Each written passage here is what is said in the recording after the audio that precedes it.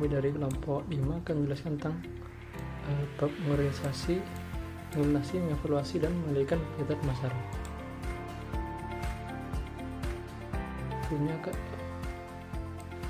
anggota kami ada 7, yang pertama sendiri dengan saya Bertulis Sarja Mendra dengan NIM 1199, kemudian Deoruci Sabda Purwani dengan NIM 1209, kemudian yang ketiga Diajeng Septiana Putri dengan NIM 1214, kemudian yang keempat ada Nadia Navinda Putri dengan NIM 1220, yang kelima ada Radifan Farul Ahyar dengan NIM 1223, kemudian yang keenam Matyu Prasetyo Adi dengan NIM 1248, dan yang terakhir Salsabila dengan NIM 1249. Langsung saja dengan slide pertama atau sub pertama, yaitu tentang organisasi pemasaran. Pengertian dari pengertian organisasi pemasaran yaitu suatu proses yang menciptakan hubungan antara fungsi personalia dan faktor fisik agar kegiatan pemasaran yang harus dilaksanakan bisa mencapai tujuan yang diinginkan, seperti pembagian kerja, wewenang, tanggung jawab, dan pelaporan kerja. Tujuan dari pengorganisasian pemasaran ini adalah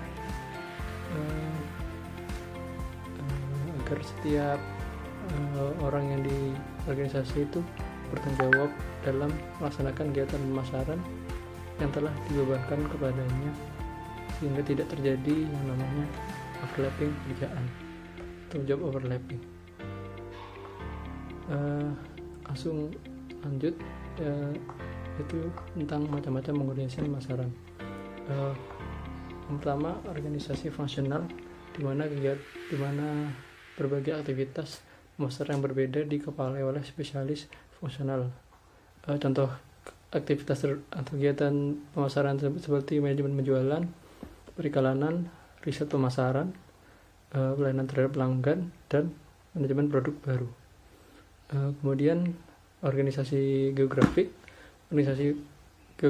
di mana karyawan itu di bagian penjualan dan pemasaran diberi tugas di suatu negara, wilayah, atau di distrik tertentu.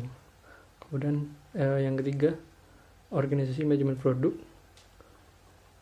di mana karyawan ini yang bertugas mengembangkan pemasaran dan strategi yang komprehensif untuk produk atau merek tertentu jika perusahaan yang bersangkutan memiliki banyak produk atau merek yang berbeda-beda.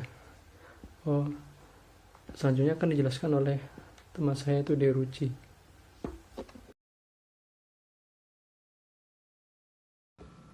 Oke, selanjutnya saya akan melanjutkan presentasi dari teman saya ya. Nah, selanjutnya itu ada implementasi pemasaran. Nah, implementasi pemasaran ini adalah proses yang mengubah strategi dan rencana pemasaran menjadi tindakan pemasaran untuk mencapai suatu sasaran atau tujuan. Nah, implementasi ini mencakup aktivitas sehari-hari dari bulan ke bulan yang secara efektif melaksanakan rencana pemasaran. Nah, bidang manajemen pemasaran ini menitikberatkan pada kegiatan untuk meraih pasar, sehingga produk, barang, atau jasa yang dihasilkan dapat diterima oleh konsumen dengan baik.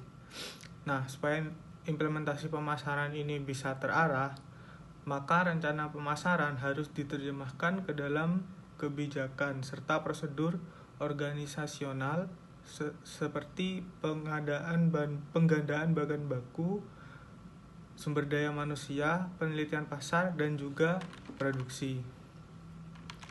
Nah, kemudian selanjutnya itu ada kunci sukses kegiatan implementasi. Nah, implementasi yang sukses itu tergantung dari beberapa kegiatan kunci. Yang pertama itu ada pengorganisasian kegiatan pemasaran, yakni proses menciptakan hubungan antara fungsi personalia dan faktor fisik agar kegiatan pemasaran dapat dilaksanakan agar mencapai tujuan yang benar. Nah, kemudian yang kedua ada pengarahan kegiatan pemasaran. Nah, dengan pengarahan segala kegiatan yang menyimpang akan terdeteksi dan pimpinan dapat memberikan motivasi yang nantinya itu akan menghasilkan sesuatu yang sesuai dengan harapan serta agar terjadi harmonisasi antar anggota organisasi. Nah, kemudian yang ketiga itu pengkoordinasian kegiatan pemasaran. Nah, itu merupakan usaha mensinkronisasikan serta menyatukan segala kegiatan pemasaran dalam sebuah organisasi agar tercapai tujuan yang efektif dan efisien, kayak gitu. Kemudian menunjuk pada apa dan mengapa aktivitas pemasaran, sedangkan implementasinya menunjukkan siapa, di mana, kapan, dan bagaimana. Strategi dan implementasi pemasaran itu berkaitan erat dalam satu lapisan strategi yang menempatkan tugas-tugas implementasi tertentu di lapisan bawah. Implementasi juga dikaitkan dengan strategi dalam memperhitungkan berbagai kesulitan pelaksanaan dalam mempengaruhi pilihan strategi. Kemudian selanjutnya itu bidang yang mempengaruhi implementasi program pemasaran secara efektif ya.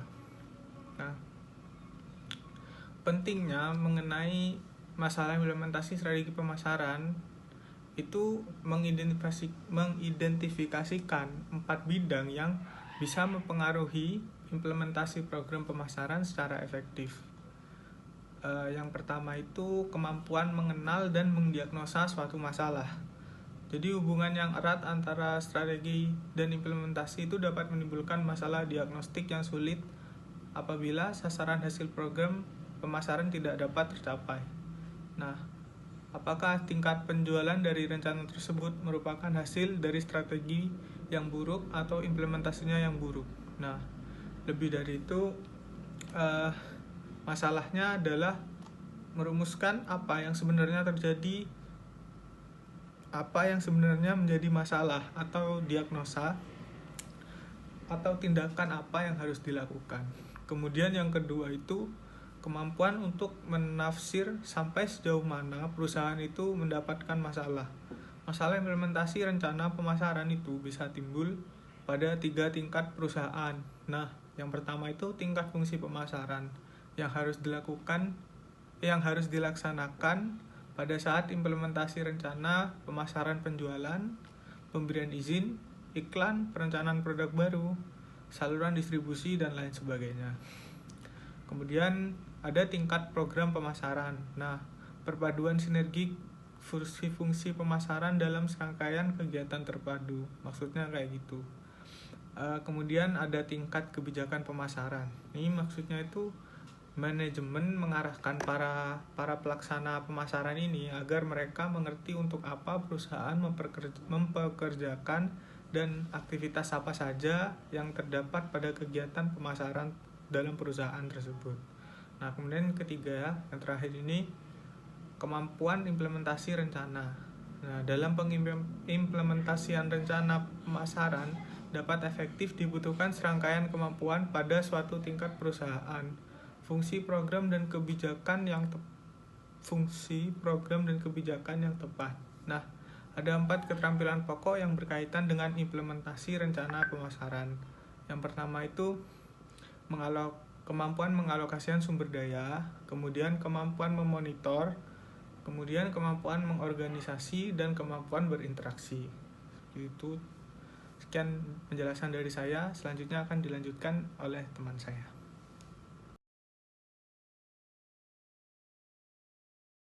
Nama saya Dwi Aji Septiani Putri, NIM 190810201214. Nah, di sini saya akan membahas tentang pengendalian pemasaran.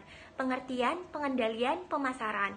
Pengendalian atau evaluasi kegiatan pemasaran adalah usaha memberikan petunjuk pada para pelaksana agar mereka selalu bertindak sesuai dengan rencana. Nah, meliputi penentuan standar, supervisi kegiatan atau pemeriksaan, perbandingan hasil dengan standar, dan kegiatan mengkoreksi standar. Kegiatan pengendalian atau evaluasi di atas dapat dikelompokkan atas 2 macam. Nah, yang pertama, pengendalian operasional, termasuk memeriksa kinerja yang sedang berlangsung terhadap rencana tahunan dan mengambil tindakan perbaikan kalau perlu. Tujuannya adalah memastikan bahwa perusahaan mencapai penjualan, laba, dan sasaran lain yang ditetapkan dalam rencana tahunannya. Kegiatan ini juga mencakup penentuan produk, wilayah, pasar, dan saluran yang berbeda yang dapat mendatangkan laba. Nah, yang kedua, pengendalian strategik meliputi pengamatan apakah strategi dasar perusahaan sesuai dengan peluang yang terbuka. Strategi dalam program pemasaran dapat ketinggalan zaman dalam waktu singkat, dan setiap perusahaan harus secara periodik menilai ulang pendekatan terhadap pasar secara keseluruhan. Langkah-langkah pengendalian pemasaran. Pengendalian pemasaran merupakan lanjutan yang wajar dari perencanaan, organisasi, dan pelaksanaan pemasaran. Meskipun sistem pengendalian harus dibuat sesuai dengan situasi yang khusus, tetapi sistem pengendalian mengikuti proses dasar yang sama. Biasanya mengikuti 6 langkah sebagai berikut. Nah, yang pertama, menentukan apa yang dikendalikan. Yang kedua, menetapkan standar. Nah, yang ketiga, mengukur kinerja. Nah, yang keempat, membandingkan kinerja dengan standar. Yang kelima, menentukan alasan penyimpangan. Dan yang keenam, melakukan tindakan koreksi. Umpan balik dari evaluasi keefektifan strategi pemasaran kemungkinan berpengaruh pada fase lain dalam proses manajemen pemasaran strategi. Sistem pengendalian yang dirancang baik akan mencakup umpan balik dan informasi pengendalian untuk individu atau kelompok yang membentuk aktivitas yang terkendali. Sistem umpan balik secara sederhana mengukur keluaran dari proses dan menjadikan masukan dari tindakan koreksi untuk memperoleh keluaran yang diinginkan. Nah, konsekuensi dari penggunaan sistem pengendalian umpan balik adalah bahwa keberlangsungan kinerja yang tidak memuaskan sampai kesalahan fungsi ditemukan. Salah satu teknik untuk mengurangi masalah yang berhubungan dengan pengendalian umpan balik adalah pengendalian umpan ke depan. Sistem umpan ke depan memantau masukan ke dalam sebuah proses untuk memastikan apakah masukan sesuai dengan yang direncanakan.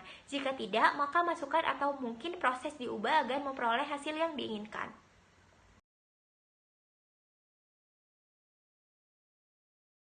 Assalamualaikum warahmatullahi wabarakatuh. Perkenalkan, nama saya Nadia Nurfinda Prasanti, NIM 191220.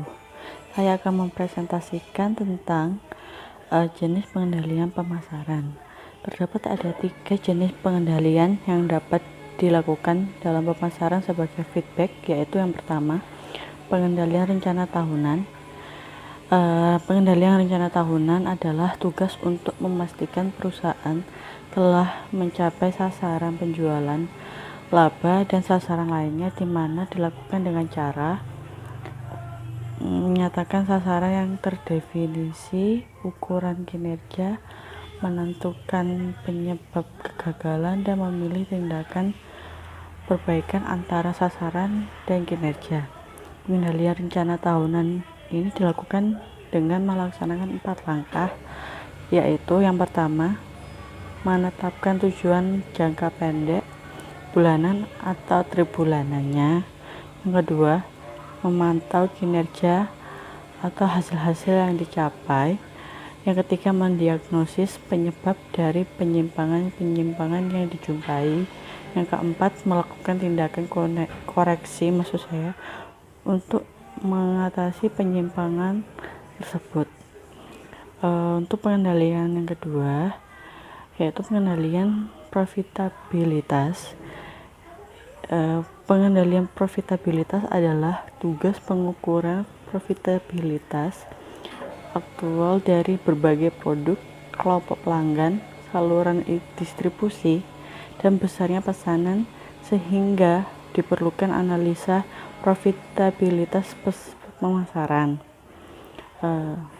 Untuk pengendalian yang ketiga, yaitu pengendalian strategis.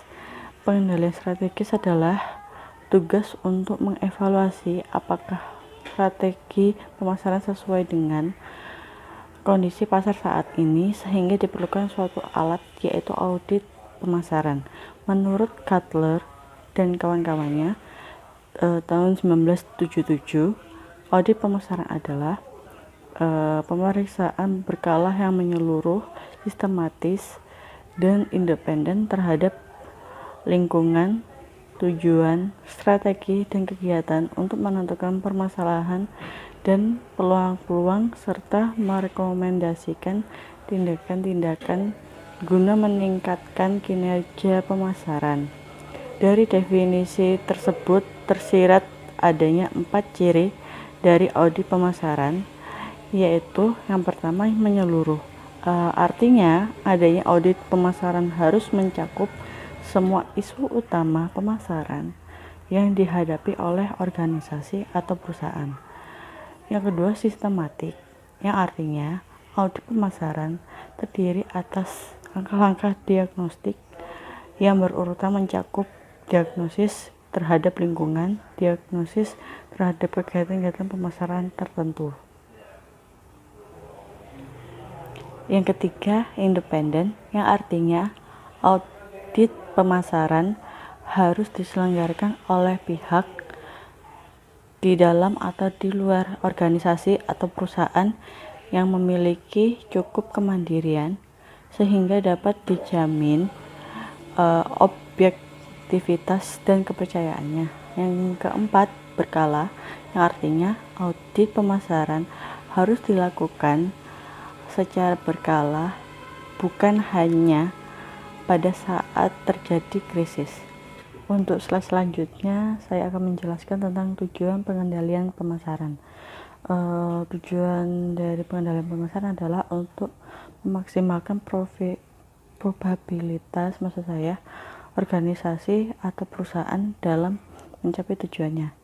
Maksudnya banyak hal tidak terduga dijumpai pada saat pelaksanaan rencana seperti memerlukan respons dan atau penyesuaian agar pencapaian tujuan tersebut tetap dapat dijamin. Dengan demikian, dapat dikatakan bahwa sistem pengendalian pemasaran termasuk bagian tidak terpisahkan dari sistem perencanaan pemasaran tersebut. Proses pengendalian pemasaran. Proses pengendalian pemasaran ini ada 5 langkah, yaitu yang pertama menetapkan standar kinerja. Maksudnya menetapkan persyaratan tugas, fungsi, atau perilaku yang diberikan oleh pemberi kerja sebagai sasaran yang harus dicapai oleh karyawan. Langkah yang kedua, menspesifikasikan data umpan balik yang dibutuhkan. Maksudnya, memberikan tempat khusus untuk data umpan balik yang dibutuhkan organisasi atau perusahaan, contoh barang atau produksi yang sudah terjual di pasaran. Customer bisa memberikan ulasan untuk umpan balik terhadap produksi tersebut. Langkah yang ketiga, mendapatkan data pengawasan yang dibutuhkan. Maksudnya, perusahaan mendapatkan data pengawasan terhadap produknya yang telah beredar di pasaran untuk mengendalikan pemasaran.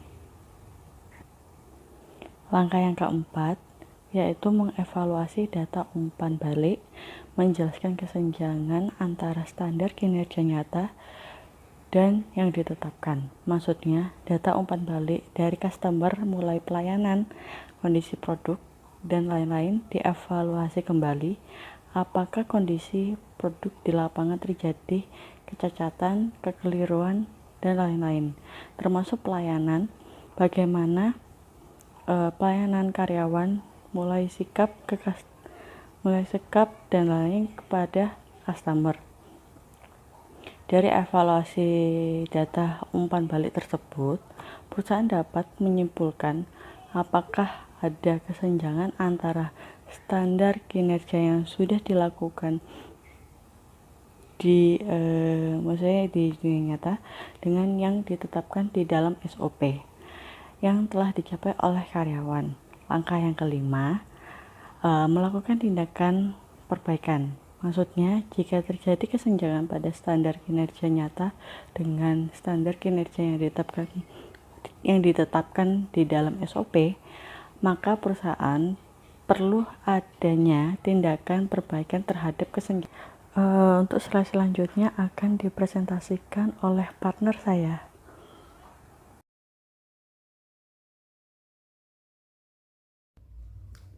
Oke, selamat pagi teman-teman.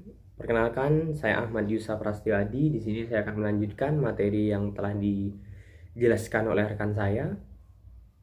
Oke, kita masuk kepada materi mengendalikan kegiatan pemasaran. saya ingin mulai dari pembahasan definisi serta tujuan dari pengendalian pemasaran itu sendiri. Yang pertama, pengendalian pemasaran merupakan suatu usaha mengoreksi, selanjutnya memberikan petunjuk begitu kepada pelaku pemasar dalam melaksanakan strategi supaya kegiatan pemasaran yang dilakukan sesuai dengan apa yang telah direncanakan. Di mana tujuannya agar perusahaan dapat melakukan evaluasi serta koreksi dan juga perbaikan berkelanjutan seperti itu. Di sini tertuang tujuan utamanya adalah untuk mengevaluasi kinerja dan strategi. Selain itu, untuk menentukan strategi yang lebih efektif yang akan digunakan dalam periode-periode berikutnya. Tentu dalam evaluasi itu kan kita mendapatkan suatu informasi atau data. Apakah kita akan melanjutkan strategi atau kita memilih alternatif strategi yang lain untuk mendapatkan target pemasaran yang sudah perusahaan proyeksikan. Jadi seperti itu. Oke, yang kedua, di sini saya masuk ke tahap langkah-langkah pengendalian dalam pemasaran. Yang pertama, tentu standarnya kita menentukan standar apa nih yang perusahaan inginkan untuk mencapai tujuan atau target pemasaran. Yang kedua, pemeriksaan atau survei kegiatan. Yang ketiga, yaitu mengukur kinerja. Yang keempat, ada membandingkan kinerja dengan standar. Yang kelima, ada menemukan penyebab atau alasan penyimpangan, atau yang sering kita istilahkan dengan mengidentifikasi penyebab atau hal-hal yang menyebabkan penyimpangan seperti itu. Kemudian yang keenam adalah mengevaluasi dari setiap kegiatan yang sudah kita rencanakan seperti itu. Mungkin itu saja yang dapat saya sampaikan. Oke, materi selanjutnya akan dijelaskan oleh rekan saya. Dipersilahkan.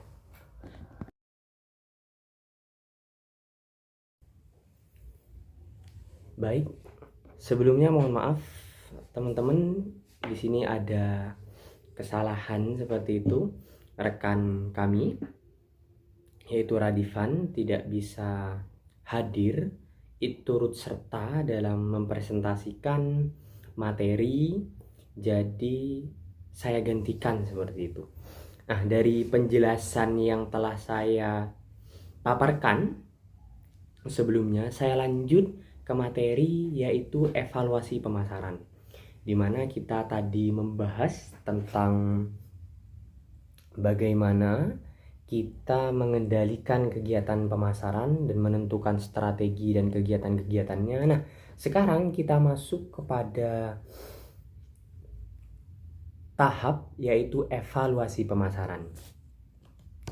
Nah, di sini saya mulai dari bagaimana perusahaan itu dapat membangun citra, membangun hubungan dengan customer dengan sebaik-baiknya. Karena seperti ini teman-teman, bukankah masalah utama di dalam marketing atau pemasaran ialah bagaimana menjaga pasar, menjaga pangsa pasar agar tetap concern atau agar tetap setia dengan produk-produk yang telah kita produksi seperti itu. Jadi di sini ada yang namanya cara atau strategi di dalam bagaimana kita menjaga hubungan serta membangun hubungan dengan customer, yaitu customer relationship. di mana customer relationship sendiri ialah strategi pemasaran yang terbaik dalam mempertahankan klien, konsumen, atau pelanggan yang telah ada dengan cara mengelolanya agar melakukan pembelian dengan berulang sehingga konsumen tidak lari ke kompetitor lain. Seperti itu. Kemudian yang kedua, saya masuk ke tahap proses di dalam customer relationship management. Yang pertama ada proses mengumpulkan serta mengamati dan juga mengevaluasi data historis terkait kegiatan atau data-data pelanggan yang pada masa periode yang lalu seperti itu. Kemudian yang kedua ada analisis data dan pelanggan serta mengidentifikasi mengidentifikasi peluang-peluang ataupun masalah-masalah, kendala-kendala yang ada di dalam proses pemasaran di periode yang kemarin. Nah, kemudian yang ketiga ada bagaimana kita mengembangkan program atau strategi dari customer relationship management ini. Kemudian yang terakhir ada mengimplementasikan hasil evaluasi kerja dari program CRM atau customer relationship yang telah kita bahas sebelumnya. Jadi proses ini merupakan siklus seperti itu. Jadi siklus atau kegiatan yang berulang-ulang untuk melakukan evaluasi atau perbaikan berkelanjutan. Jadi seperti itu. Nah, yang materi selanjutnya adalah tahapan dan informasi perencanaan strategis dan evaluasi. Tahapan yang ada adalah pemilihan kriteria kerja, kemudian identifikasi kebutuhan manajemen informasi, serta mengidentifikasi permasalahan-permasalahan lalu mengevaluasinya untuk mendapatkan alternatif-alternatif atau pilihan-pilihan strategi yang baru. Selanjutnya ada information, pengelolaan informasi, di mana di sini ada penentuan sistem informasi internal. Yang kedua ada informasi jasa, distandarisasi. Kemudian yang ketiga ada kebutuhan studi riset khusus, jadi seperti itu. Yang selanjutnya ada sistem intelijensi strategis. Itu merupakan tahapan-tahapan dan pengelolaan informasi yang dapat dilakukan oleh perusahaan. Jadi seperti itu. Oke, materi selanjutnya akan dijelaskan oleh rekan saya. Terima kasih.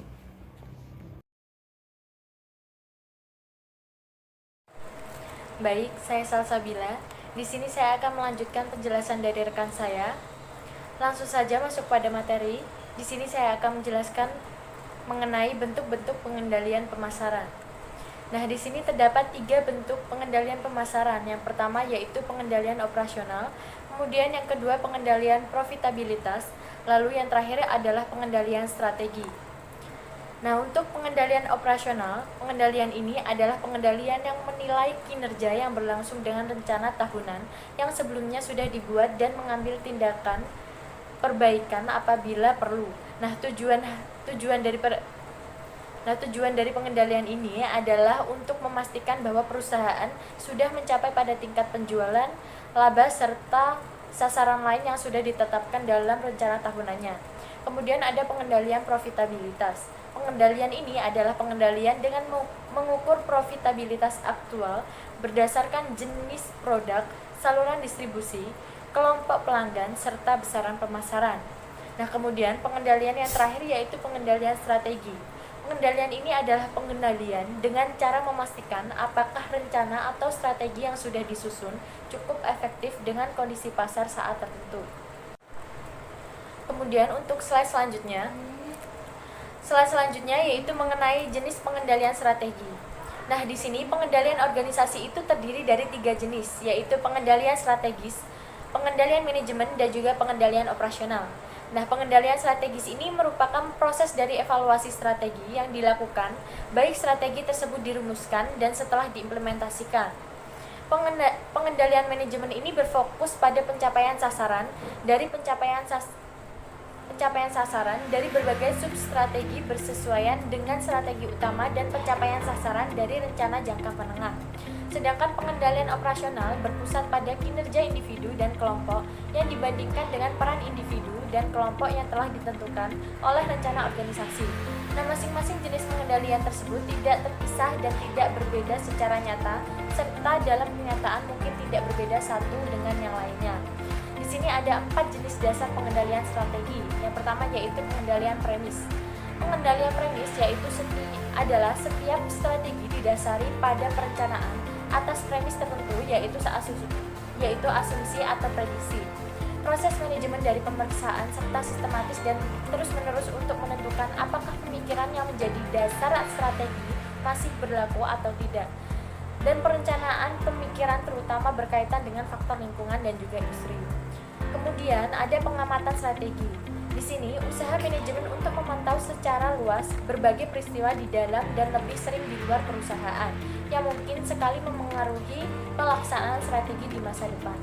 Kemudian ada pengendalian berupa peringatan khusus, yang mana tindakan-tindakan manajemen yang dilakukan secara teliti dan umumnya sangat cepat untuk memikirkan kembali strategi perusahaan karena sebuah peristiwa mendadak dan tidak diharapkan.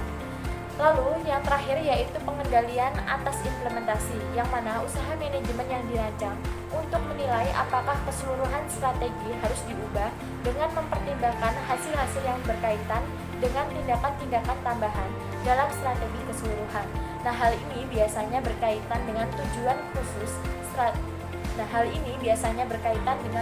khusus strategi atau proyek dan dengan pemeriksaan peristiwa penting yang ditentukan sebelumnya.